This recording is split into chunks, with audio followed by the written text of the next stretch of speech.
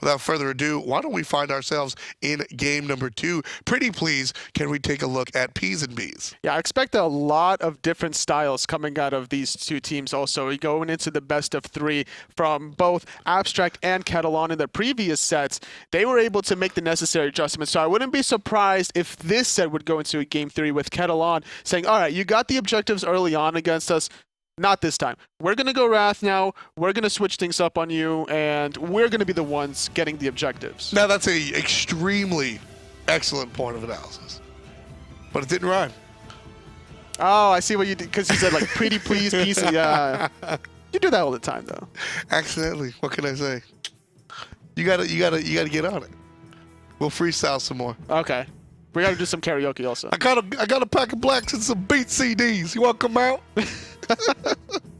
Karaoke. Either way, we'll see what happens. As far as right now, standard picks and bans, Bacchus. Love the band.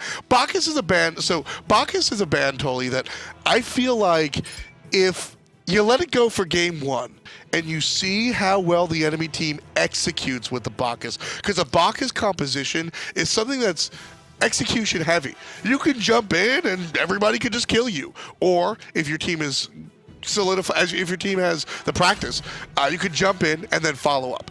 If you see that Bacchus is very strong for the enemy team, ban it. I love that choice. However, we've been looking at each other. Do you see who got through? I did.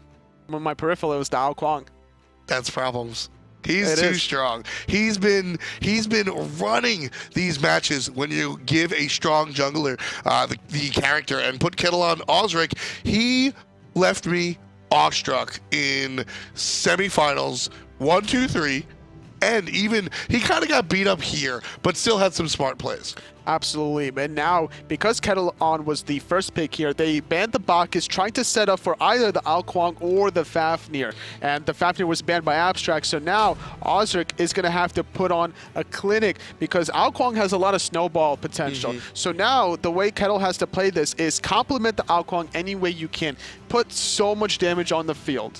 What we've seen a lot of PutKettleOn going back to the previous rounds in the semifinals was compositions that are more team-based, right? Just well curved out teams, early game, mid game, late game. This is going to be let Auzrik do work. Anytime you give somebody a Freya, a Chronos, an Kuang, you want to create the atmosphere around them, the composition around them, to just enable what they already do really well. So the Athena, I expect another defensive pick here, or at least another setup pick here to allow Kuang to go ahead and be the assassin that he needs to be. I was going to say, I wanted to see a Scylla, but it's going to be the Chronos. Unfortunately, with the purple pot change, there's no more Scylla really because she struggles a little bit early on, and that was her kind of get-out-of-jail-free card to survive that early laning phase. Chronos struggles in terms of survivability early on, but if left uncontested and unchecked, will do a lot of damage and a decent amount of setup to follow up off of the Athena taunt. And what I like about the Chronos selection as well is with Kuang in the jungle, you lose some of that tower killing that you get out of having a physical assassin in the jungle, whether it's Batz, Nanja, etc. You wind up in a situation where Kuang doesn't kill the towers as fast as some of the other characters. Chronos, on the other hand, I think Chronos is mathematically the highest tower damage you can get. He's up there. I would say him. Merc. And Soul, yeah, Merc, Soul is pretty solid at pushing towers. Oh, Oldwa. Oldwa. Shout out to Pecky's. Shout outs to Pecky's. Shout outs to the pizza roll. The prototypical god when it comes to clearing out towers. Abstract will ban Odin and Chiron, and PutKettleOn will ban Freya and Susanoo. And as quickly as that comes, Soul is locked in for Abstract. Yet again, just a Neith Soul. This time it's going to be put on Abstract. Game 1, PutKettleOn were the ones that picked it right away after the Bacchus pick. Yep. So now it's up to Abstract to figure out to make it work for them. This time, they're still running this Sobek, which I like because it has so much control in the mid to late game, but they're not going to have the Bacchus to complement the Sobek, so they're saving their last pick for either Guardian or Soul Lane. We'll take a look at where Abstract goes, but right now I'm looking at the Erlang, Shen, and the Jing Wei. Jing Wei is a character that we haven't seen yet today played, but certainly a strong choice. Sobek will be the Guardian, and the jungler will be Batz. Love the selection coming out from Abstract. Airbrushd now, game number 1, played on the Susano. More of an offensive character, looking for the straight assassin, the pull, or the whirl around, right? Batz, straight anti-initiation. You engage on us, Kuang shows up, ultimate goes down, don't care if you're invisible or not. It's also really good to get away from this Athena. Very slippery is the Batz. Can easily initiate with the monkey bounces or potentially getting a blink at level 12. Definitely want to get the purification to deal with this Kuang, Athena, Chronos combination in the mid lane. You don't want to be left defenseless. So how are you feeling about this draft phase, Toli? PutKettleOn get their Kuang. Do you think that that character alone is enough to really bring this to a game 3? Or will Abstract with their solo lane Sobek one more time find the victory? I think that potentially what we can see here is a win in the solo lane, and as a result, the Erlang Shen will start invading with the Kuang, which might shut down the Batz. Ooh, that's a spicy thought. Because that's, of course, what Abstract has me thinking. The entire game has to be about the Kuang. You have to put him in a position to carry. You have to get the kills, get somebody into execute threshold, and that solo lane matchup could be one way that Auzrik finds those kills, because before the Sobek gets the high levels for the higher burst sustain, you want to start picking on him as often as possible. You know, it's interesting. Even with the Sobek, who has very low clear, to put it lightly, right? The Batz, I'm interested why we didn't see the invade against the Kuang Erlang Shen.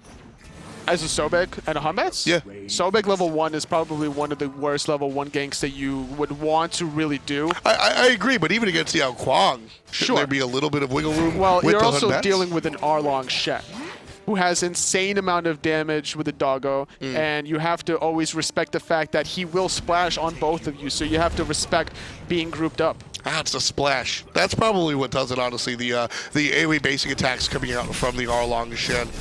Always interesting the way new gods will affect the compositions, because Kuang is a character that you pretty much just invade on cooldown, right? CobbY taking a lot of poke here, but selected next to the Erlang Shen allows him to be protected a little bit.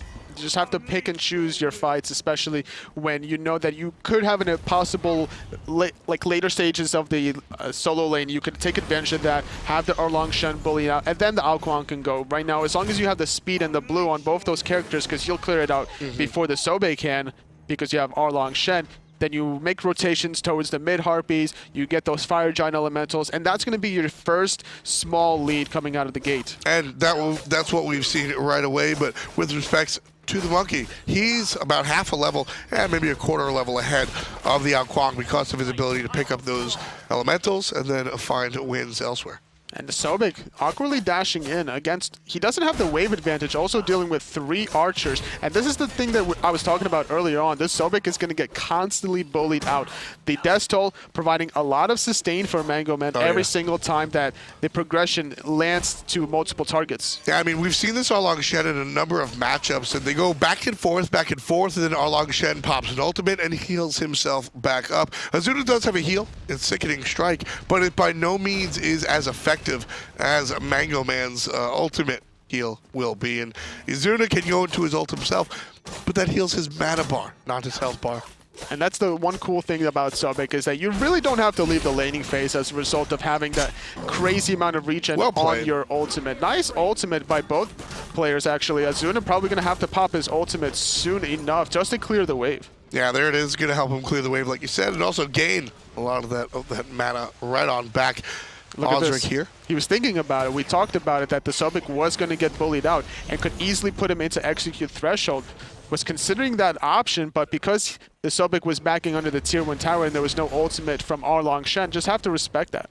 Yeah, should Sobek have walked out for one more wave, I think we immediately see the Dragon King go right for the ultimate. But Sobek plays it smart, goes back to base, and then TP's back in, rocking those boots too. And I like the idea that Auzrik had to finish off Shoes of the Magi as the speed buff was respawning, as well as the blue buff, so going to be able to clear that out as soon as possible. Batz already clearing out his speed buff, trying to set up Ezzuna for the blue.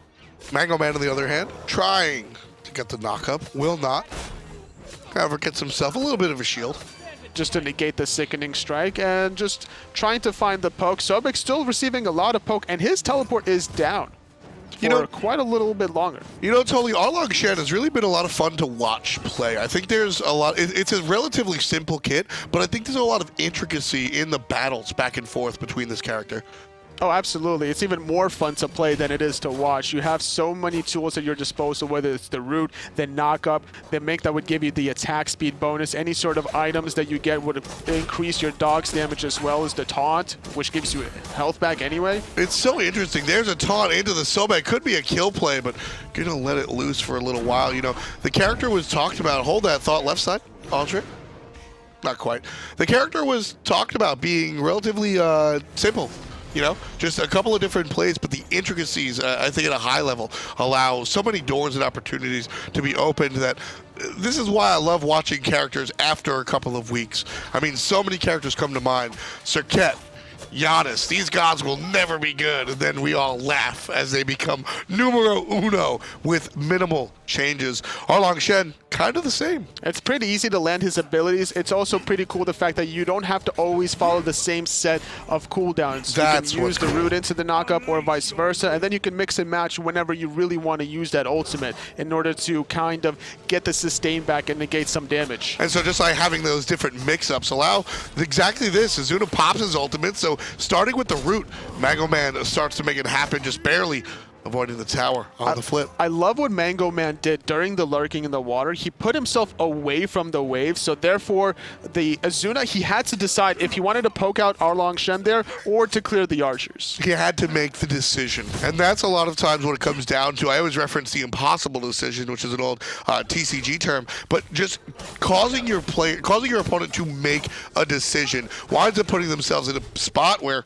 in all honesty, if Mango Man assumes 100% accuracy, that's a kill. But you know, that's what makes this game fun. But what's interesting about that is that so many different approaches to the solo lane. Mango Man, regardless of the approach, has had the victory 2 levels above his opponent. And I would say those 2 non-kills that Mango Man had on Ezzuna results basically in a kill because of the 2-level advantage that he has, because of the goal lead. It's about 600-700 currently. So it doesn't. So you said results virtually in a kill. It's not necessarily that the kill goes the way of the character, but all of the pluses and minuses that would have wound up because this player died equals the same because the player is out of lane. And because of the fact that Sobek already teleports in, Mango Man wants to find more poke on the Sobek as much as he can. His teleport is still available, so he can afford to take this trade as long as he doesn't get ganked. Neith ulted. Forgot about the Neith ult. Does he have the ultimate available? Doesn't seem like he's curious about it. Just pops the shell.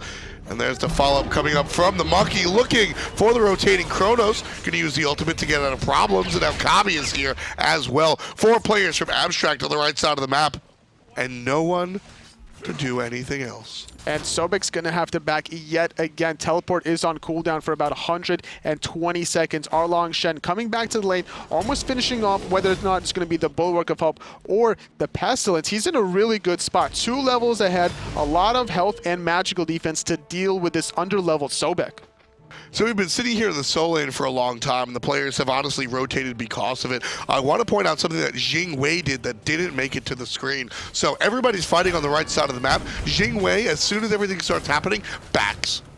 And then what happens is you see Jing wait in base. She's not AFK. She's deciding which lane to head to with use of the passive. The passive giving her increased mobility by flying in the sky up until about the red to speed buff area. That's the perfect timing where it gives you enough flexibility of where you really want to go. You can even fly down to mid wave and just land on that tier 1 mid tower and then make the decision from there. So Jing sits at base and goes, all right, there's 4 players from the enemy team on the right side of the map. Is this engagement going to continue? Should I wait? Should I fly over to the right side, or should I just fly back over to the left side and farm my lane and wave as per usual? And that is ultimately the response that we see. So we painted the picture of the solo lane matchup being in favor of Erlang Shen, and that Kuang would rotate over, maybe finding a kill. Despite not rotating or finding the kill, the Mango is in a lot of trouble, however. Batz making the turn, as well as the World Weaver. However, he does sustain a little bit longer, but you can't escape the lurking in the water. Yeah, that's gonna be toast. Or can you? Look at the I was about to say, Batz didn't think so at first, but Gold Fury going in the way of PutKettleOn. Abstract was too busy in the solo lane. Yeah, lurking in the water popped a little bit early, and here comes CobbY. He's going to fall down to the hand of DineOhSaw. number 2. And yes, that is not my accent. That is how the guy has spelled his name. He's DineOhSaw. DineOhSaw. Like Dynamite? DineOhSaw. DineOhSaw. DineOhSaw. Well, 2 kills going in the way of Abstract, and now look at the player advantage going in towards the mid-tier 1 tower. Wow. 4 members. Abstract just bullying down KettleOn. No one to respond. Xingwei, however, getting pretty good farm alone in the dual lane. Going to poke out that tower just a little bit. And so we see the Gold Fury go the way of PutKettleOn, but Abstract, like you said, able to answer back with that tier 1 tower in the mid lane, but also with the map presence. Everybody else on the side of PutKettleOn seems to just be aggressive at first, and now Xingwei is finally pushing Soul out of the way. And because of that kill, that 1 kill onto the Erlang Shen with the Hun Batz, Sobek has caught up in levels. And now Kuang, with the Gold Fury being down, there can be a lot of pressure onto the Soul lane from both teams. And there will be 3 players here in blue on the right-hand side. Still have yet to be on the board is PutKettleOn, trying to find their positioning. And Athena says, you know what, I'm done. Just dashes right into the wave. Waiting. Yeah, not being quiet about it at all. This could be a situation where KettleOn could have bullied the solo tower. There were 3 members, nobody to respond from Abstract, but it's looking like there wants to be some team fighting around the speed buff of Abstract. Right, PutKettleOn wants to invade, and Airbrushd says, no way.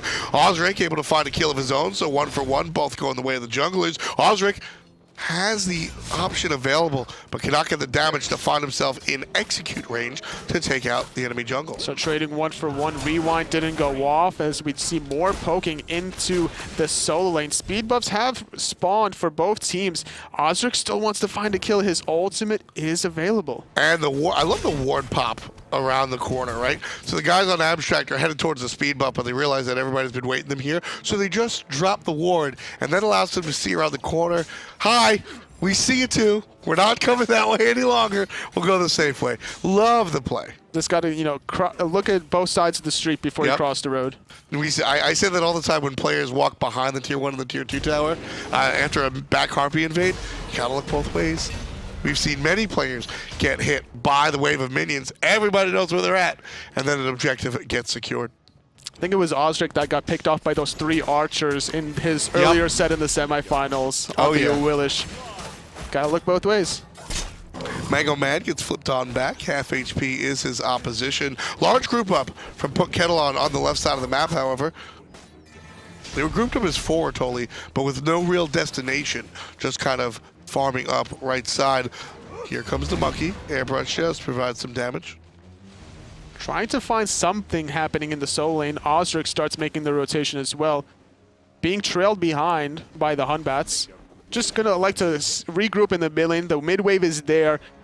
Chronos not really opting to be aggressive despite the Kuang just wanting to be a little aggressive. Somebody has to lead the charge. A little bit early. I feel like Chronos needs maybe a couple of levels, couple of minutes. It seems a little bit longer because we've had a lot of action here. Despite only 4 kills, we've had a decent amount of action around the objectives and the solo lane. So 12 and a half on the clock, very early on. But yeah, I expect the Chronos maybe at 14 minutes to really start pushing things forward. KettleOn definitely has the right tools to force a fight with this Athena. It's pretty clean-cut dry. You just dash taunt, Chronos follows up with a time stop, Kuang does some damage, sure, and then you can rinse and repeat, just reset. You don't really have to actually commit too hard on these engagements if you're KettleOn. Yeah, actually, now that you put it that way, there's a lot of damage coming from various sources, just seeming to want to wait a little bit, which, I don't know, as you said, the Kuang wants to get going whenever he's allowed to. A fed out Kuang is a out Kuang. He's working on the Polynomicon after finishing off the Bancroft's talent pretty early. Normally we don't see the Bancrofts this early onto Kuang. Definitely wants to try to get the Polynomicon for the extra proc when he uses his abilities. But either way, still going to finish that up, coming up at the 14-minute mark. Right, just about all of that burst. I mean, the Polynomicon, so the Polynomicon, the extra proc is a % of your magic power. And if all you have is boots, well, it's just not that much. The proc's going to hit for 30 damage. Like, that doesn't matter. so to speak, right? So once you amplify that, whether it's Bancroft or otherwise, that's really when the Polynomicon starts to matter a little bit more. That's true. You also get a little bit of mana on top of that just to be a little bit more spam-oriented, but it looks like Abstract sees the misposition of PutKettleOn, and they're going to be able to sneak this Gold Fury. Again. Abstract made a habit of this last game, and they're going to go ahead and find it one more time. So the Gold Fury completely snuck out, PutKettleOn and figure things out way too late. And what was once a tie game, teams now separated by 1,000, which is not a gigantic lead, but certainly something to start thinking about. And PutKettleOn, they need to start grouping up and committing because they're grouped up. They're looking for these plays in the jungle, in the mid lane, just nobody's pulling the trigger. And they need to find some kills onto the Kuang. However, now finishing off the Polynomicon and having Blink, and maybe with this level 15 Erlang Shen making some rotations, they can force the issue. It might be. It might be out of the Erlang Shen. Of course, with the Erlang Shen rotating, that means the Sobek is going to come as well.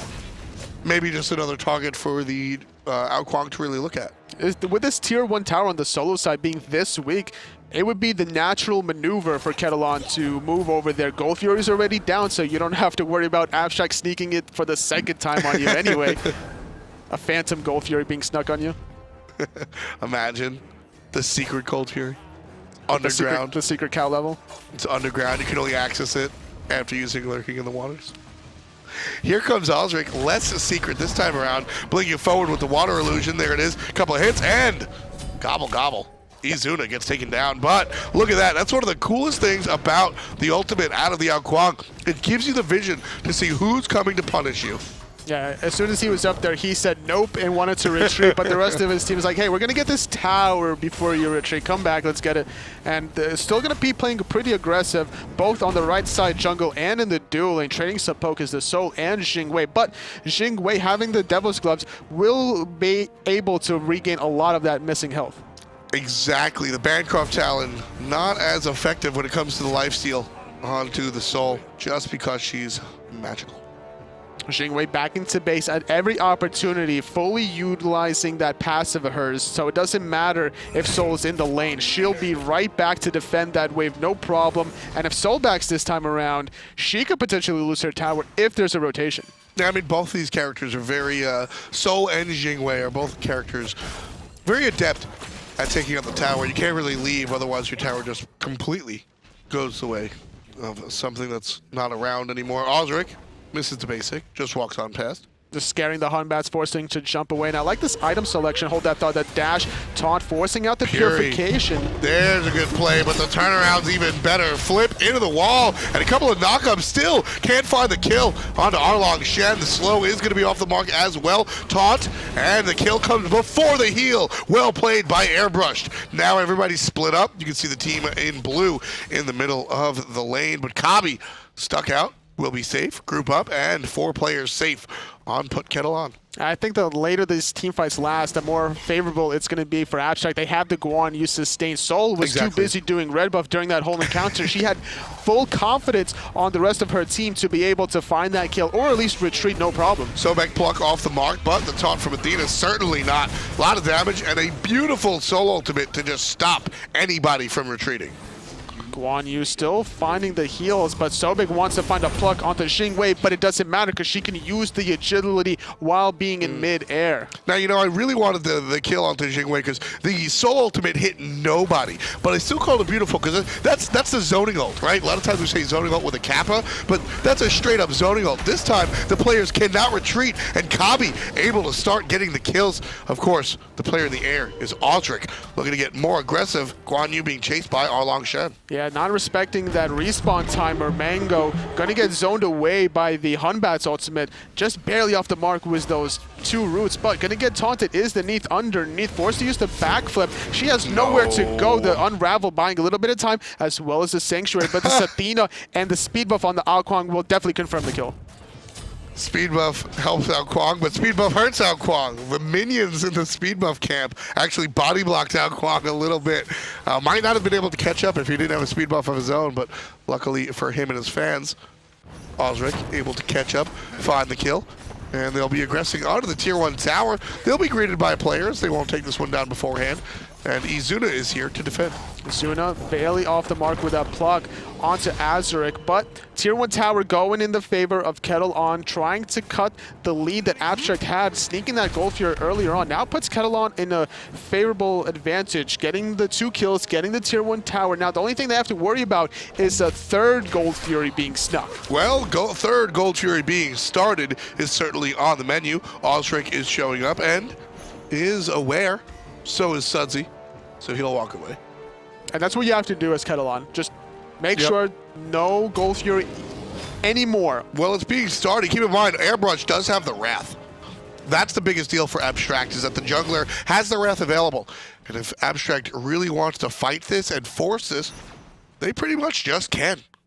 Athena looking for a dash taunt, whereas the Sobek's looking for the pluck. Both teams repositioning. Jing trying to get the knock up underneath. Gold Fury is a little low. They're committing to it. There's the ultimate on 100 Batz. Gold Fury goes the way of Abstract. JoyousHazzy now looking for a target. 3-on-1 on the backside. Down. They have to go right now. PutKettleOn has to go and chase. You have the Athena, you have the Kuang that just found to execute. Airbrushd having to jump away. Nice route coming out of Neith, forcing the disengage from Nice shot. Mango Man over the top finds a spear, and Bloakley is able to find one with the Neith arrow as well. Joyous answers back with a couple of basics, and a rewind brings the Chronos all the way to safety, and Hazzy one more time finds the kills. I love it. I love it. I love it. 4 for 1. You had to find these kills after the Gold Fury. It was just too forced out of Abstract. They didn't respect the positioning coming out of PutKettleOn. They had the Jing wrap around underneath. I like the zoning from Ezzuna, but when you're zoning and you're dying to an Kuang, the chase is going to happen, especially with an Athena. And look how beautiful this graph is. The PutKettleOn has a lead, right? And then it's completely negated thanks to Abstract. But then, as Totally just illustrated, PutKettleOn knows that they have to respond. Not only do their kills and their feed and their tower pushes give them back, but it starts the lead. 3,200 gold going the way of the blue team. And more importantly is this experience that just spiked all the way past the 7,000 mark. PutKettleOn at the 21-minute mark has a pretty good lead. Looking at the 100 position, Jing 2 levels ahead. Kuang as well as the solo lane out of PutKettleOn still has these double levels advantage. So for Abstract, the Sobek. What can you tell us about the Sobek? How deep in the game? You can see the Ward Stone. That's going to be built into a Void Stone. Is he getting scarier, or is he already past his apex? I would say he definitely is getting scarier. Once the Void Stone comes online, he'll be absorbing a lot of the damage from this Chronos, from the Kuang, but he doesn't really have the health to deal with this kind of burst damage, because in order to survive against Kuang's execute, you have to have a bigger health pool also to worry about. So maybe look into some health items might be the choice a little bit later. Mango Man with a successful steal. Wiggles on out. So the idea behind these two solo laners in these team fights is Abstract is going to have Ezzuna's zone, the way he's always been doing that. One time he was zoning around the Gold Fury, was very successful, but the second time around, just not providing the same results. Whereas Mango Man, he is all up in your grill with the height of Nemean Lion to boot. This Neith, already only level 15, she's going to be struggling really hard, especially against the Winged Blade on the Jing. If he gets slowed by the Sobek lurking in the water, he's not going to stop on the Neith. So the Sobek's more about disruption, more about just stopping the enemy from getting to your backline, whereas Erlang Shen's job, he's trying to get to your backline and really just deal the damage and just be in the middle of everything, being a nuisance. That's really the goal of Erlang Shen in these team fights, and whereas the damage that would be dealt elsewhere, of course, now Kuang can do a lot of that if he so chooses. Pluck onto Jing, that's trouble. Immediately in the ultimate, but perhaps the wrong way. Joyous in some trouble, way behind enemy lines. She's baited a lot of cooldowns, however. Look how low Ezzuna is and forced to retreat. Cavalry charge being used by DineOhSaw, finding the stun onto Mango, as well as the World Weaver stuck in place. Gonna fall is Mango Man. Airbrushd goes up and down, stunned, forced to use the purification out of Chronos. The chase happens, but Auzrik's taking Ezzuna to the sky. This is a good play for Abstract as long as they can keep Auzrik in control. Stun not going to hit him. Players on the red squad still very low, but able to keep on fighting thanks to this Guan Yu. Both solo laners being the first victims of that team fight, and just going to reset Guan Yu staying around, sustaining his team. Gonna push out the mid wave. Gold Fury not responding for about another minute. Teams are gonna reset as the red buff has respawned for Abstract. So Abstract right now, they seem to have the better team fight. I mean, anytime a team has Guan Yu, they generally have the better team fight. But Auzrik is able to keep finding these picks, which is his entire job. You can't really fault Abstract for getting assassinated by a Kuang, the perhaps truest assassin next to Loki. But what can you ask of Abstract to help mitigate the Kuang? You could potentially save your meditations when somebody's about to enter that execute threshold to force him to, his eyes will light up whenever he sees somebody in execute threshold, obviously, so he's getting ready to get that cooldown off. So somebody has to be looking for that and pop the meditation. That somebody has to be DineOhSaw. Yeah, he's got to really make use of that one. Absolutely, for sure. I'm going to ask you a question. Not sure if I'm throwing you to the wolves here. Not sure if you can break this one down, and if you can't, it's okay. What is with the build on Guan Yu? Now, the Boots 1 into the Wingblade is a standard that we've seen. It's just not worth it for a lot of players, but we see Cloak 1 and then Breastplate 2. Why is that? So he was probably going to go for a power spike onto, I want to say, Merguardian Mail to deal with this Kuang. Okay. So his intentions was probably to finish Spirit, but hold that thought. Fire Giant is being started objectives. Very low. Left side is Gold Fury. Right side is Fire Giant totally. Fire Giant has been taken by Abstract, and now they want to fight into it. Mango Man very low, trying to fight onto the mid lane Neith, but can't find the damage as Naaaarrrk takes him out. Auzrik still in the sky. Looking for a target. Keep in mind, he's going to be fighting into the Fire Giant if he wants to get aggressive, so he will go ahead and retreat. But here are the plans for Auzrik. Keep in mind, he doesn't have the ultimate. He can't use it again. So Abstract have the upper hand for the moment. If they want to fight into a different story, it looks like the answer is no. Batz was around the corner looking for the flank. A lot of members are really low on both sides. Auzrik could get potentially bursted down if he's not careful. Well, great play coming out from the boys on Abstract.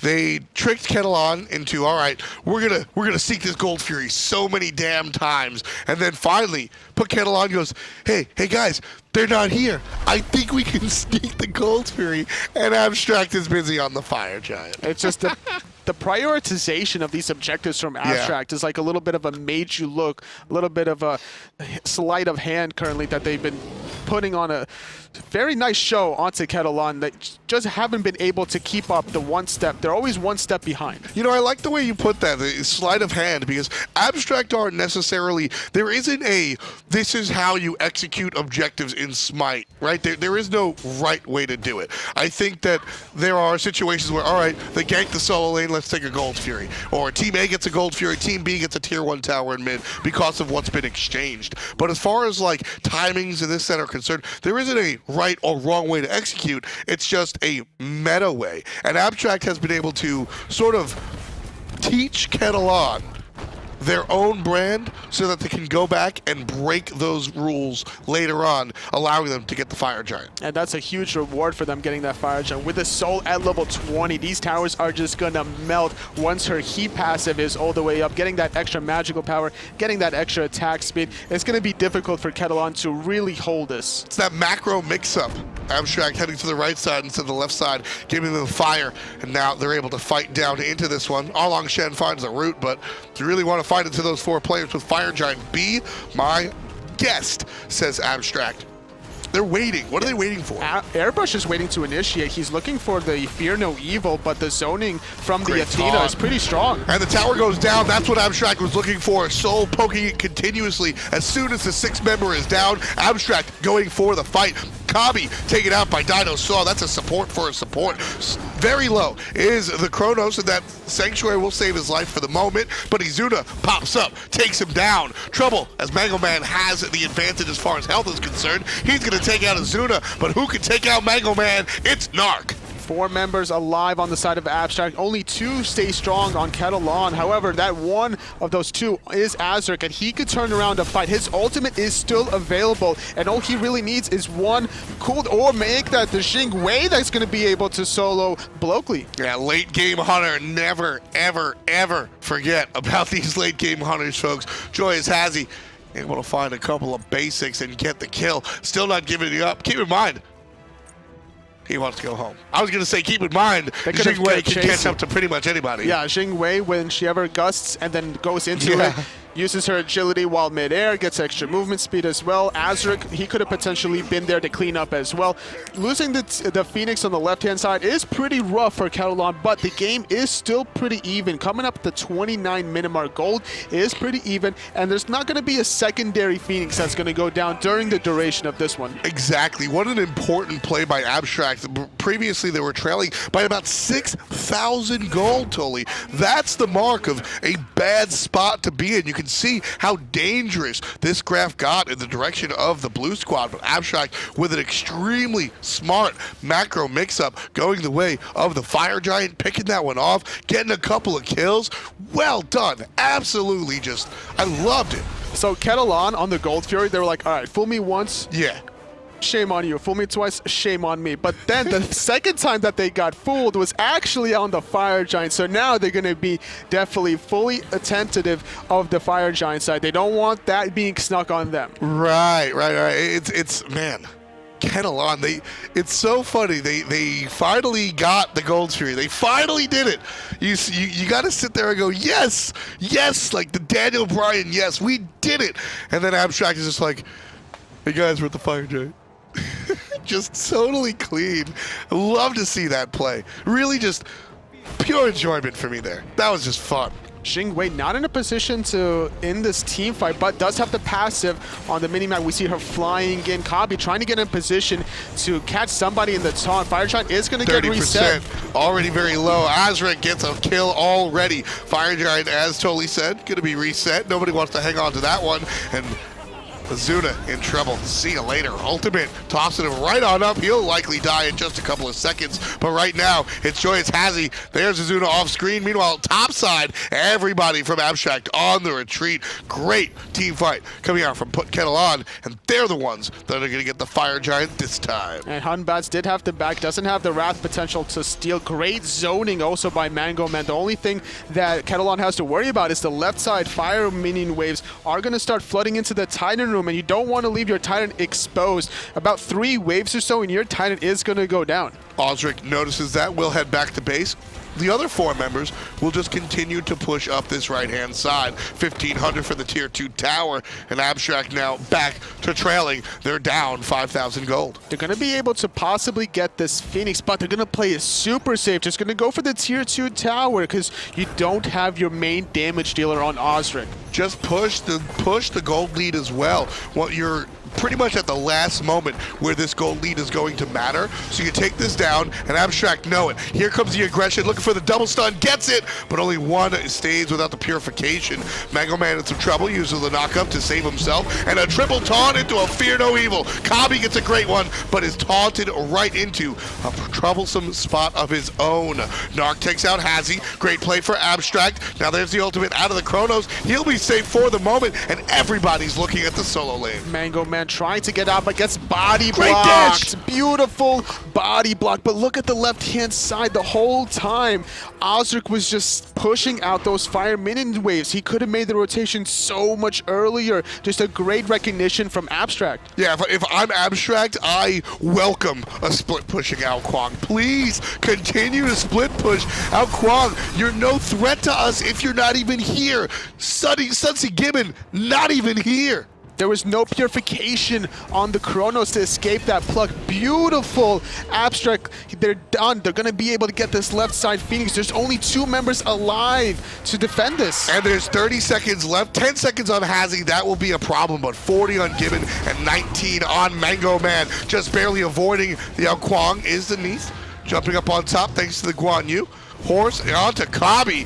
That's going to stun the support. Jing Wei's here. Couple of basics that can crit totally. This can be bad. There's 1, there's 2. Hazzy with 2 shots to secure the kill onto Naaaarrrk. And now PutKettleOn looking for the push-up. They don't want to overextend too much. They know what can possibly happen. They have the Guan use sustain to keep every member alive. So they're going to hold on to their mid Phoenix yet again. Only losing their left-hand side, but it's not the end of the world. Fire Giant is still on 2 members on KettleOn, so they could potentially look for a counter push. They just need to be grouped as 5, so they should be able to all group up towards the left, push out those fire mini waves. But look at this Mango Man forcing out the Sanctuary. This Neith is going to go down. See you later, Erlang, Shen. All of the damage. Taking out Neith. Had to use the ultimate, but pretty much no harm, no foul. Not a big deal. Just Does not care. no assistance also on the Neith. Just so unfortunate to be left alone in the late game against a solo laner such as Erlang Shen that has the Fatalis effect whenever you pop your steroid, as well as the Wing Blade, making it so difficult to really disengage. It's a powerful, powerful god right now in the late game. CobbY coming up on the left-hand side alongside the rest of his team. Leading the charge will be the Athena. Finds the double taunt into all of the nonsense. And there's the ultimate out of the monkey. Auzrik gone! Huge play for Abstract. They're pushing up forward, trying to find the stun as Guan gets it onto Mr. Gibbon. There comes the damage out of the monkey, forcing the rewind, and Jing goes right to the sky. Coming around the side is Abstract. Served up as CobbY and pushed down with all of the protection shred. Doesn't mind that he's not dead, it's just that he's pushed out. He's finally found the right target to slow and dash away, but look at this. He has nowhere to go. World Weaver gonna connect. It should be able to find the kill, and that's 2 members dead on the side of KettleOn. Just been such back and forth action. Like I said earlier, Toli, Abstract has a fantastic counter initiation play. They're letting PutKettleOn aggress, and then whatever tiny mistake that the blue team presents, Abstract is able to just take and push from a mountain into a molehill. And the left side is still exposed. Yeah, it was the opposite way. I mean, molehill into a mountain, but we understood. We understood exactly what you mentioned.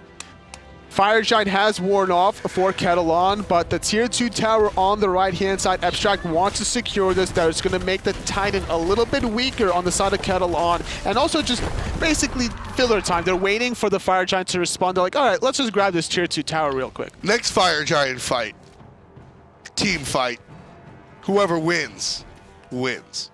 Essentially, I predict if one team kills all 5 members of the other team, without losing a single member of their own team, oh yeah, then they will win. I predict that if one team kills the other team's Titan, that they will win.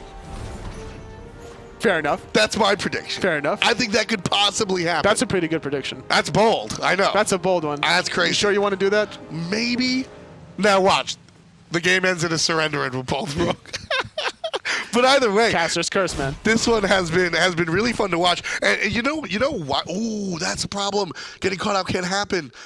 You know why this one has been so much fun? If you could, please, let's take a look at the graph.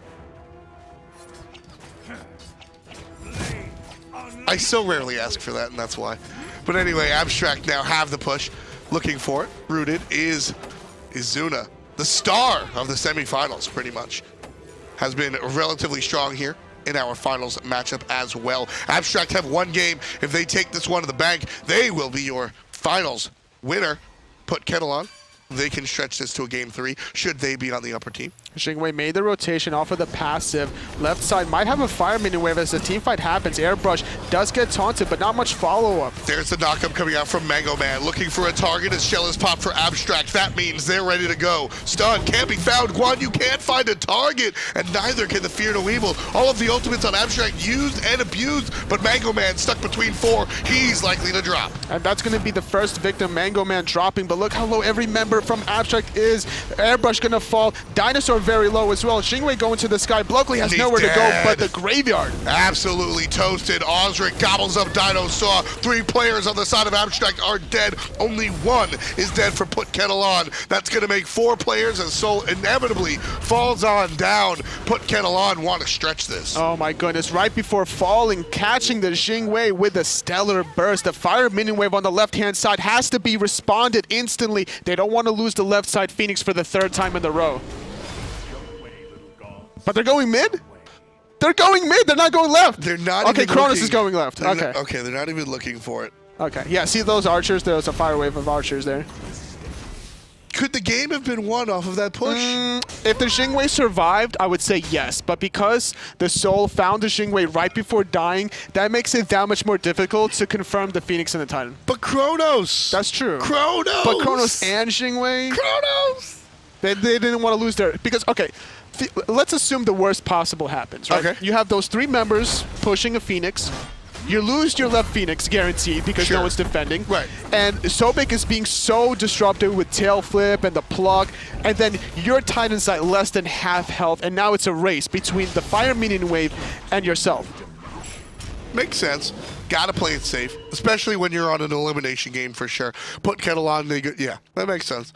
PutKettleOn will go ahead and pick up the Fire Giant for 4 of their 5 members. JoyousHazzy just now spawning, stepping out of the base. 20-17, read the kills in what could be our last game of the evening. PutKettleOn trying to do their best to extend it one more time. Slight gold lead, but it's all irrelevant now. Every player has their full build, and it really just coming down to the next window of opportunity. This next team fight is going to make it or break it for either team. That last one specifically, that Batz was in no man's land. It didn't really connect onto anybody. Just a beautiful disengage from KettleOn. As a result, a lot of relics were still being saved in that team fight. Exactly, and I like to see the teams make these adjustments. You know, a lot of times when you're casting in the Challenger Cup, you can see a lot of these teams just, unfortunately, make rookie moves, and while we certainly do see some of that, well, what pleasantly surprises me is that we're seeing these teams make big league adjustments. Abstract realized that their #1 priority is taking care of this Kuang, and that's been their target. Meanwhile, PutKettleOn realized it's a little bit more intricate. They need to make sure that Abstract use their abilities in a situation that's not team fight related. They just have to be on point with every little thing that they do. If Sobek initiates, he knows he's going to be the focus and the primary target, which is why he has the Spirit, which is why he has the Mantle of Discord to boot. He wants to be able to absorb those cooldowns and try to escape to allow his Guan Yu to top him off in the team fight. Athena looking for a taunt to start the team fight.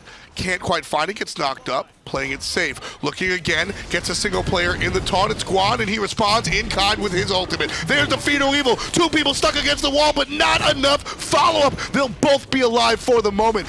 Monkey following suit, jumping on top. Erlang Shen getting chased out in the mid lane. Mango finding the heal and not much follow-up. Abstract, Airbrushd barely avoiding that time stop, and KettleOn just not able to get that left side Phoenix. See, that's late game jitters right there. PutKettleOn kind of just blow the whole team fight. They make a complete misengagement, but Abstract cannot find it within themselves to respond. They got a perfect Fetal Evil, and there wasn't enough damage to take those 2 players out. You saw them escape in the mid lane, and because of that, Abstract still on the back foot. I would say that this is a win for both teams. Sure.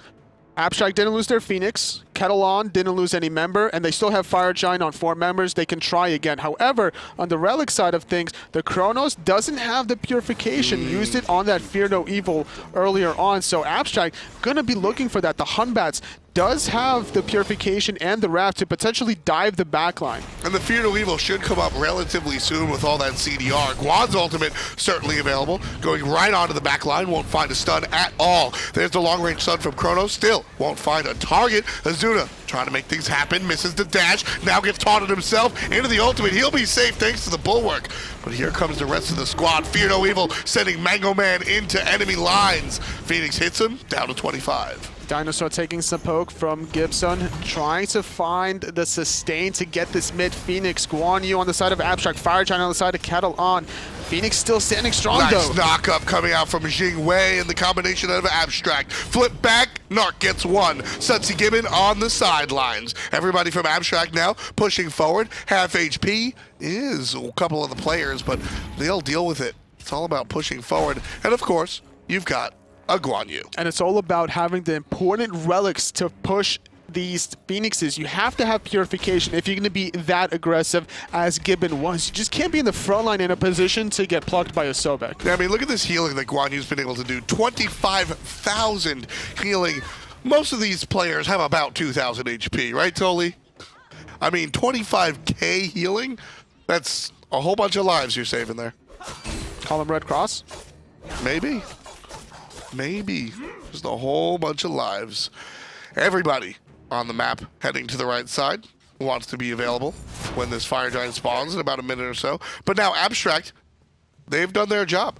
They had to defend against the Fire Giant push. The Fire Giant waning now, not available any longer. So they've done their job. Finding a nice double taunt, kind of caught in a really awkward position. The Neith does backflip, but gonna get blink. Auzrik trying to find the kill. Bloakley forced to use Sanctuary. This lurking in the water is gonna do a decent amount of damage, but beautiful water illusion to escape it. And a well-done dash by Guan Yu, bringing himself into range to heal his teammates. There's the Fear No Evil looking for the turnaround as Abstract. CobbY gets the kill and dash to exit off on the right-hand side. So Abstract lose one. Bloakley down for 60 seconds. That's a full minute, folks. Chronos has respawned, so this Fire Giant going to get started up. Athena using Defender of Olympus just to get back into this important objective. It's going to be a 5-on-4 for about 50 seconds. There's enough timing to secure at least one Phoenix before the respawn of Bloakley. Absolutely, or at least start the fight. Nobody on PutKettleOn is going to go ahead and get stuck. They're not going to get caught. Ezzuna might. All along Shen sees the Sobek, wants to go south. Won't be distracted. Instead goes right north directly towards the Phoenix. Trying to find it. Athena's zoning. Chronos going to secure it very quickly with Accelerate. No problem. Switching over to the left-hand side. Bloakley still not responding for another 15 seconds. This could easily be a second Phoenix down. I mean, that's the damage that I was telling you about. It's only the Chronos just destroys these Phoenixes. Two of them down. And now KettleOn looking towards Abstract, dancing forward. Can't find the taunt, is CobbY. And they're going to have to go ahead and retreat. Guan Yu looking for a stun. Finds it. On to Mango Man, isolated from the rest of the squad. Stunned from Neith as well as he just spawns. Fear No Evil is dropped. That's going to be good. Airbrushd gets one. Naaaarrrrk gets another. 5-on-3 at the moment. Abstract dashing forward, getting taunted even. CobbY in some trouble, finds the exit, but there's the teleport. Jing on the backhand side also trying to find somebody out of position. CobbY has the dash available, barely available, avoiding the jump. And look at this, Jing up in the sky trying to kill the Neith before dying. I don't think she'll be able to get out of this one. Nah, Hazzy's in some trouble. There's 4 players here. Athena's going to show up as well. Sanctuary saves the life for an extra moment or two, but all of the damage too much to handle. 21 all as Airbrushd now looking for CobbY. And not going to be able to find it. Just taking too much health, Fire Giant. You have to be able to retaliate. You lost your left and mid Phoenix. At least defend one and secure the other. And that's exactly what they're doing. They're sticking Neith on the left-hand side, and the rest of the 4 are pushing down the mid. That's the beauty of having the Soul next to a traditional Hunter. Neith is able to clear the way very easily, and Soul is going to take down this Phoenix as quickly as Chronos did on the other side. So pretty much not that big of a deal. Look at Naaaarrrk just clearing out this center Phoenix. Not that big of a deal. CobbY getting some taunts in, but not gonna finish what she started. Guan Yu up on the horse, looking more for an exit than an entrance. Naaaarrrrk wanted for that left Phoenix. You saw the positioning Naaaarrrrk took. Definitely wanted to go for the left side Phoenix, but we saw the cavalry charge used defensively just to escape. Not much mana on the side of Guan Yu, but they got what they came for. They traded Phoenix, at least one Phoenix in response, defended the other. And this game has been so back and forth. Abstract getting the early goal fury, sneaking the Fire Giant, caught the left side Phoenix twice in a row from KettleOn. And then KettleOn started making a slow and steady comeback by securing 2 Fire Giants of their own because of the beautiful engages that CobbY had that set up Auzrik for some easy kills. But I'm going to give credit to Naaaarrrk. Yes. That stellar burst earlier before he died, which also brought down Hazzy. If he doesn't find the kill onto Hazzy there, I would say that this is going into a game 3. I mean, Hazzy has by himself, we've seen Hazzy just with that crit build, find players with 2-3 shots. All he needs is a good look at a player and they can fall. Just trying to be very patient now. With these Phoenixes being down, one wrong misstep is definitely going to be game at this point. I mean, if a player gets picked, that could spell the end of the game. If it becomes a 5-on-4, that could be a win for the team with more numbers, very easily. Well, KettleOn has the advantage with the left side Phoenix being down for Abstract, so they're going to play off of it just a little bit. No matter who is going to be defending it, they're going to wait to see that player on the minimap, and then it's going to be go time for KettleOn. They're even waiting around the corner just to see if anyone's coming down the solo lane. Doesn't look like it, just making sure. Mid lane for Abstract is where everybody's located. Right side, as Tolly said, is where you can find PutKettleOn. Neith doing what she can to defend the Phoenix. Pushing up just a little bit, but ultimately teams waiting here. 47, almost 48 minutes of regulation play. Abstract and PutKettleOn, all things tied up. Gold, don't matter. Kills, don't matter. Towers, irrelevant. It's all about where these players are going to find their next kills. And as I said before, Tolly, I mean, one guy dead, a single pick can spell the game. Abstract just basically doing the waiting game as their middle and left Phoenix about to make the respawn. Looking at some of the items just so tanky on the side of the Spear Ropes, coming out of the Hunbats as well, having the Void Shield, the Runic Shield, and now the Spirit's Robe. He opted to change his style to a more hybrid build. This is the counter-initiation builds coming out of Abstract. They realize that this Athena has been on point. CobbY's able to find those backline double, triple taunts. So Abstract said, you know what? If you're going to hit the taunt, let's change our builds and respond to that. Definitely want to be able to survive, and as a result, Hunbats with only 2 deaths at this point in the game. That's extremely impressive. I mean, especially when you consider Hunbats as a large initiation force for the squad. He's just been able to wiggle his way out and also find some kills. Trying to find some kills is Mango, man. Look how low Ezzuna is getting, forced to use Lurking in the water and disengage, but Cavalry Charge diving the back line, maybe forcing out some relics, but holding on to them is Kettle. Taunt's going to be off the mark, so KettleOn can't find it, but neither can Abstract. I think the play was for Ezzuna to drag players away, separate it, and then create a 2v3 and isolate it, but not going to be the case. PutKettleOn now, just engaging on the Fire Giant, half HP on the big man. Abstract shows up, looking for more as the double taunt coming out of CobbY. Can't find any damage, though. No, we do have Bloakley on the back, though. Has to be so careful because Kuang is looking for something. Mango Man sticking onto 3 members, finding a double rope into a triple taunt. There's Fear the No shell. Evil. Shell stops a lot of the damage, totally. Fear No Evil poised, but used defensively. And now Bloakley in some trouble thanks to Auzrik. But dashing forward, Guan was everywhere, able to save the life of his team. But PutKettleOn seems to be the aggressors. Absorb the dragons with a dash was so impressive. But look at the mid wave. The mid Phoenix has respawned, and that's a fire wave that just took it out. And now it's going to start flooding the Titan Room. Mango is forced to back and defend that. He does have teleport, so he could come back into the Fire Giant, no problem. But that is so unfortunate for KettleOn losing that mid Phoenix now. Really unfortunate. Got it. Man, that Guan, that's the second or third time we've seen the dash through somebody to really make a difference. Taught from CobbY, but honestly, that might be more than she wanted. 4 players taunting into her, not something I think that you want to see. Auzrik slowed, stunned, and gone. Airbrushd, credit for that off the assist from Neith. Abstract now, they've got the lead. It's 5-on-4. They're still going to look for the Fire Giant, it looks like. That's the one pick that was necessary. Now Abstract is in the driver's seat. They have the Guan use sustain. They're going to make a positional battle. KettleOn has to respond if they want to control the Fire Giant. Doesn't look like they can, Tolly. Halfway down already is the Fire Giant. There's the response from PutKettleOn. Mango Man trying to do what he can, but the Fear No Evil sends everybody in different directions. CobbY, the first one with a kill.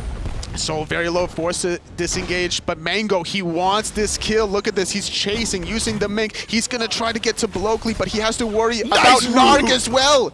Nice route, but Hazzy shows up, and that's how quickly those crits will kill people. Nobody let go of the Fire Giant, by the way. So PutKettleOn trying to do what they can. Hazzy looking for a single basic will kill Bloakley if hit. Bloakley's just buying time. It doesn't even matter if Bloakley falls. There's going to be a wave of fire minions entering the Titan Room. Somebody has to respawn. Looking at the respawn timers, Auzrik's respawning in about 10 seconds. It's getting kind of low. Jing did back to deal with it. Ezzuna's up in, well, 30 seconds. That is a long time for anybody to play defense. All there is 2 players. Look how low it is. If there's a misstep coming out of KettleOn, that Titan is gone. This is so incredibly close, guys. The minions can do what they can down the mid lane. That's forcing. So this would have been game if that Phoenix was protected the first time around. Oh, absolutely. That Phoenix, you have to defend it at this late game. This is what happens. You let one fire minion wave go into your Titan Room, half of your Titan gone. Wow. And like I said, if that Phoenix was up, Jing doesn't have to defend. Chronos doesn't have to defend. And instead, PutKettleOn, bring us to a game 3. But Abstract, they keep players out of it. They take everybody's mind off of it. The Phoenix goes down to the minions, and all of a sudden, we're still here. Well done. Abstract holding on with dear life. They want to be able to win this finals. They want to come home with a bigger prize pool. They want to be the ones on top. I mean, frankly, that's what it's all about. Abstract and PutKettleOn, they're both headed to relegations, but this is so much more. This is the statement game. I mean, this is the series that says, yes, not only are we the guys for the Challenger Cup, but we're the winners of the Challenger Cup, and that's what we want to bring. It's always a nice feeling when you're a newer team to be able to, you know, come from the bottom. You're battling through so many different teams, and then you finally make it to the finals. And to perform this kind of, to have this kind of a performance from both sides of the field, very impressive. Shoutouts to PutKettleOn and Abstract. Yeah, I mean, this is one of those matches that I think everybody goes home and sort of afterwards you breathe a big sigh of relief. And then you watch the VOD many days later and you go, wow, what a lot of fun. 24-23, both of these teams have been incredibly active. It's all coming down to one more play. Who's going to get picked next is the question that's on every one of these players' minds. It makes it so much less tempting now as a solo laner to try to find that penetration in the backline, because on the side of Ezzuna, he has 8 deaths, so he's been constantly getting picked off by this Kuang. It's been a consistent thing for him. Right. But on the other side, if you're Mango, he's been getting a lot of deaths as well. 9 deaths on his side, just too much damage on the side of the Neith and Soul. Looking at the Soul's player damage, 60,000. That's incredible. The total amount of player damage. Now, Gold Fury was fun. I mean, that's really... Some 3K pots, man. Gold Fury is fun. We'll Get see. some 3K pots, why not? Yeah, 3K prots. We'll see how it works out. Abstract now heading down the middle wave. 54 minutes into the game now with Fire Giant on 3 members from PutKettleOn. It's not going to last for very long, though. Nah, it's going to be down soon. About 40 seconds or so. Yep. That'll be pretty much irrelevant, I think, for this fight, unless PutKettleOn can start now, which obviously they want to, but I don't think that's going to be in the cards. I think what's going to happen is they're just going to wait inside the Fire Giant pit, try to control the warding situation aggressively, wait for anybody that's out of position, and collapse on that one target, even if it's only Ezzuna. Travel with me, Tolly. I'm traveling with you. What happens, let's say, one team starts Fire Giant and the other team goes for the win? That's what I'm saying. Oh my goodness. Well, the Titan has been regaining some health after the mid Phoenix has respawned from PutKettleOn, but it will be very low. I mean, a half hour ago, Abstract conditioned PutKettleOn to be taking the Gold Fury. Both teams see this and they dropped wards very defensively in the dual lane. Understanding. Because the reason I bring that up, 30 minutes ago, PutKettleOn finally caught on to Abstract doing the Gold Fury, and that's when Abstract did the Fire Giant. So maybe now a team finally catches on to the Fire Giant, and that's when they go for the Titan. That would be hype. That would be really hype. Just the step up, step up, step up. That would be more scary to have to worry about that, especially with the Giannis, but neither team really having that much global mobility. You know, Sure. You don't have the Giannis ultimate, the Giannis threshold, you know, Habwa, water carpet, all that stuff. The speed inducing. Yeah. Yeah, none of the Savage Roar abilities coming out just yet. PutKettleOn now.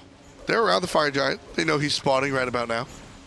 Abstract, on the other hand, a little bit more defensive. They wanted to make sure their Phoenixes didn't fall. Mango still zoning, trying to Pluck catch somebody, is good. but he gets plucked into 3 members. The root not on the mark. The zoning still into effect. Fire Giant about 40% health. Gonna find the reset as Ezzuna and Cavalry Charge are being used. Auzrik on the outside, that's a good one. One more time, there's a Fear No Evil looking for the damage. Chronos gets the rewind off. Not that big of a deal. Still available one more time. Mango Madness will escape on the backside, but there's the great knockup. Auzrik can't find a way in. He's playing scared. I love the zoning from Ezzuna. Airbrushd was forced to retreat, but Ezzuna is like, no, you shall not pass. You shall not touch the Hunbats. Exactly, just protecting him. I think that's, 7-2-10. The Hunbats has done well by himself, but the team has allowed that to happen as well. Fire Giant, 50%. Mango Man trying to come in. Here comes everybody else from Abstract. Fire Giant goes the way of the blue team. PutKettleOn now trying to make this a team fight. Sudsy gets 1. That's going to start this one off. Abstract now fighting 4 into 5 and still ready to go. Jingwei was isolated for a little bit, but only having 4 members, Abstract is forced to retreat. And there's about a 70-second window now. PutKettleOn has to go with this Fire Giant. They cannot waste any time. They have to utilize the fact that there is no Fear No Evil to have to worry about to disorientate the backline. I mean, the Fear No Evil has been one of the more devastating tools that Abstract has at their disposal for the entire game. It's just insane that this is coming up to about a 1 2-hour game. One of our longest games, actually. 71 minutes, if my memory serves, is how long we've seen on the PC side of things. This might be one of the longer console league games, Challenger Cup or otherwise, that we've seen. And honestly, it's a lot of times, totally, when we look at this Challenger Cup stuff, we see longer games because of lack of skill. We're seeing this long game because of equal skill, and that's what's fun. Taunted to 1, trouble for Ezzuna, exit stage right. Phoenix on the middle line goes down. Everybody shifting over to the left-hand side, including Ezzuna. He's going to heal up and come back, but this left Phoenix, gone. Airbrushd respawning in 15 seconds, and that's enough time for PutKettleOn to get this right Phoenix before the Fear No Evil. Now, they're probably going to wait and be patient, finding some poke onto Ezzuna, barely avoiding the time stop. The cavalry charge comes out. Naaaarrrrk was so low, forced to use the Sanctuary. So deep, Auzrik trades his life for nothing. Right Phoenix still available, not even down. Here comes the Fear No Evil. Airbrushd makes everybody walk in opposite directions. Phoenix does the damage to the player on the left. Erlang Shen still alive, but Chronos not. Abstract of the team without the fire giant, but they're the team with the lead. Naaaarrrrk gets the kill. HazZy still alive, gets the double kill. Ezzuna's gonna fall down. The Hunter is the only one relevant at the moment, Anatoly. I thought Auzrik was about to clean up, but HazZy's doing so much work. He's avoiding the Guan and getting the hits onto the Neith, forcing the backflip. But look at this. Soul makes the rotation. Athena using her ultimate. It's gonna be a 2-on-3. Forces Sanctuary. HazZy probably bit off more than she could shoot. But look at this, Bloakley falls. CobbY gets 1. There's going to be damage onto the Guan. Needs to get the cooldown back, and he does. Heal is strong. Hiding in the minions. Getting the dash as well. CobbY is higher. Look at the Titan. Look at the Titan. Titan's going down. Athena's buying so much time. Guan Yu is on that the a fire charge. wave? Looking for it. Can't find the stun. Ooh, he's in trouble. That Bluma might even kill him. Soul has to back to defend that Titan. I think the wave just spawned for Abstract to absorb some of that fire wave. So the only player alive on the side of PutKettleOn is CobbY.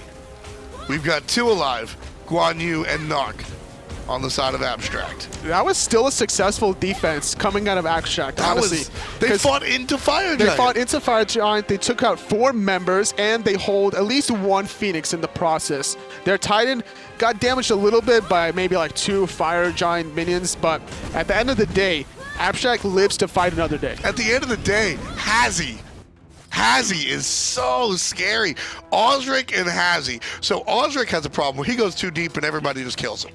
And I feel like his moment of grandeur is kind of over. He's getting a little ahead of himself, and Abstract are able to isolate him and kill. You just have to be changing your style a little bit. You have Mango that's being able to penetrate the backline very effectively. You have to wait for the Athena taunts into the Chronos time stop. Let the Sobek be the one initiating on you, because you can blow him up just as fast as you can get blown up if you're Auzrik. So you wait for the right timing. And that's what HazZy has been doing. That's why HazZy is so successful. And actually, it's interesting. Those are the 2 characters we're talking about. 9, 4, and 10, and 10, 4, and 10 for Auzrik and HazZy, respectively. A lot of it, I mean, just watching what Jing was there, Jing almost fought 1v3 successfully. Yeah, without the Athena, she was going to definitely fall in the Sanctuary. Wow. But just having the mindset to trust her teammates, to also trust the damage that she could put out in return. That's the key. She knows just how much she can receive, but she's expecting to kind of juke out those abilities, find the in-hand. She was doing such a good job avoiding the Guan Yu and then finding those in-hands. She was like curving those like wanted. That's what I'm saying. I made the wanted reference earlier in the week. Mrs. Jolie on the mind, but HazZy, certainly. Wow, this guy has been a pleasure to watch. He's 6,000 damage short of the Soul, and Jing abilities don't have nearly the type of AoE damage that the Soul does. It's all about finding the chase. You're using the gust and the agility to lock down somebody, having that Fatalis effect in your cooldowns. You're having so much damage with the build. The Deathbringer and the Wind Demon should be easily able to chase anybody down. Erlang Shen stuck in the middle of an Abstract offensive start. There's going to be the hit onto Auzrik. A lot of damage, but oh well. It'll be healed up, no problem. Neith ultimate just to force Auzrik backing in that scenario. Not a bad idea, especially when you're buying time because you're grabbing your own red buff. Exactly. Neith ultimate is one of those non-team fight ults as well. It's not going to... Neith ultimate down is a lot less problematic than Monkey ult down. You want to use it as an initiator or as a cleanup, basically. Naaaarrrrk in some trouble, gets taunted thanks to the Erlang Shen, but dealing out just as much damage as he takes in. Keep in mind the Erlang Shen will heal up, so a little bit disfigured. Batz is behind the Fire Giant, could find the initiation whenever possible. Fear No Evil is available, gonna have to use it here. There it is, sends everybody packing. Fire Giant still goes the way of PutKettleOn. Can't find the initiation. Now Abstract gonna be forced to retreat. He missed everything. Auzrik initiated but did not connect onto Airbrushd. The cavalry charge forced to disengage. Mango gonna barely avoid the stun. Airbrushd getting away with his life there. DineOhSaw having the defensive mind, love it. Didn't go for a stun, just tried to catch up to the monkey to provide assistance. Stuck under the tower is CobbY. He's likely to fall, but gets out anyway. Damage onto Airbrushd, very much so. Half HP on the hood. Batz. Still, no proper push from PutKettleOn. Airbrushd forced to defend the left side. Phoenix Mango trying to sneak that mid Phoenix. It could create a diversion enough for Auzrik to maybe find a solo kill onto the Guan Yu, but look at this. Engaged by Enzu. Guan Yu coming from the right, trying to make it happen. 4 players, 5 players from Abstract still available. Monkey defending the left side, has to be forced back. So will the Sobek. CobbY trying to do what he can by himself, won't be able to. Everybody spread out, trying to find their own start of the party. So getting those 2 weakened Phoenix, not the end of the world if you're Abstract. It's all about defending this healthy right side Phoenix. Exactly. 5 members still with Fire Giant from PutKettleOn. They have to engage here perfectly. Waiting for it. There's DineOhSaw. Looking for a stun, or at least 2. There's 1. Gonna take what he can get. Fear No Evil sending everybody packing. 1 kill on a Sudsy. Looking for the second after the Sacred Monkey jump. Will jump away. No taunt for the Athena available. 2 on 1 on the left-hand side. Abstract still on the offensive, trying to make it happen. Bloakley takes out Hazzy. Huge kill, Tolly. That's a giant kill for Abstract. What is CobbY doing? He dashed aggressively 1 on 3. Nowhere to go. Auzrik forced the water illusion away. If he gets spotted in the mid lane, this is definitely going to be a chase. He's walking into the members of Abstract. There's the Guan Yu. And not he again. Says no for Auzrik. Naaaarrrk gets the kill. 10 in total for the soul. Anatoly. This is game. This is the game. This is the game. 65 minutes on the clock. It'll take the team about 30 seconds to walk right on down. Will they beat up Erlang Shen or walk past him? They better. It's 5 on 1, 65 minutes into the game. Erlang Shen trying to do what he can. Beautiful, beautiful. They don't even care. Walking right past him. This is what I wanted. He doesn't matter. The only thing that matters is the win, ladies and gentlemen. The Titan being aggressed on. 65 minutes into the game. Abstract groups at 5. Abstract takes the win. They're going home. 2-0 Abstract, beautifully done. Very long game. I still like the PutKettleOn. They still played lights out, just back and forth action. So much mind games between these 2 teams. Here's a Gold Fury. We'll go for Fire Giant. Here's a Fire Giant. Maybe we'll sneak a Phoenix or 2 if you're not careful. Exactly. We saw the back and forth coming. Really, I mean, like I said, 65 minutes of good play. A lot of times, sometimes we see it because of poor play. This time around, both teams just evenly matched, despite it being a 2-0. Easily could have been a 3-game set. Abstract and PutKettleOn will both head into your relegations, but your face it, Console League Challenger Cup victors is Abstract. Coming out of Europe. Of course. Tomorrow we've got NA all over again. That's right, and I'm very excited to see that, to see who's going to advance throughout that. So we're going to have Abstract walk away $1,000 richer as a result of their wonderful performance today. And honestly, I want to give a lot of credit to Naaaarrrk. I mean, you were talking about that earlier, the soul top player damage. He was able, not even about the player damage, just that noble sacrifice that he did in the right-hand side, like even being able to get this Fire Giant earlier on. And I have to go back to the play where when Naaaarrrk fell but took out the Jing way in the process.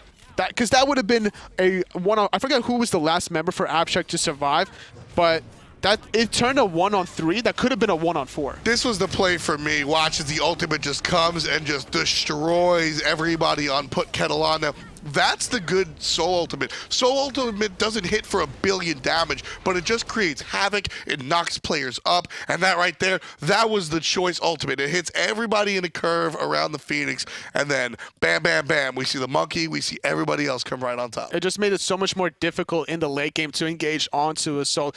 We saw Mango do a wonderful job ingressing into the back line of the Neith and the Soul, but the later the game goes, the more you have to worry about the late game soul damage. I mean, it was just incredible. You had to worry a lot about JoyousHazzy as well. The Jingwei, not able to seal the deal, but we certainly sealed the deal here, folks. European Console League Challenger Cup finalists. Abstract takes number 1. PutKettleOn takes number 2. We'll see them both in relegations. It's been an extravagant, fancy, fantastic, fun, and forever Challenger Cup here, but we're going to move on to North America. Not tonight, don't worry. It's tomorrow. For myself, Anatoly, Adonis Hinduman, all of the commentary staff, Zaiden, and of course, Becky's, we'll see you tomorrow.